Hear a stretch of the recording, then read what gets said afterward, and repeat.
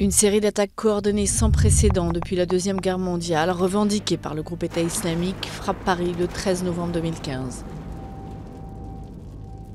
Pour la première fois en France, des kamikazes portant des gilets explosifs passent à l'acte.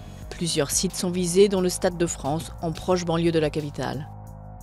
En plein cœur de Paris, des bars et restaurants d'arrondissement phares de la vie nocturne sont aussi touchés.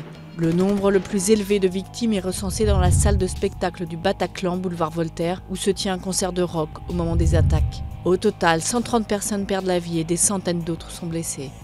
Quelques jours plus tard, le 18 novembre, la police effectue une descente dans un appartement de Saint-Denis. L'opération, menée à l'aube et visant le cerveau présumé des attentats, se déroule à quelques kilomètres du Stade de France. Des hommes du RAID et de la BRI, unité d'élite de la police, prennent d'assaut l'appartement, bouclant le quartier et demandant aux riverains de rester cloîtrés chez eux. Toute la matinée, des habitants font état de fortes explosions et de tirs en rafale. Le Belge Abdelhamid Abaoud, membre très actif de l'État islamique, est tué au cours de l'opération.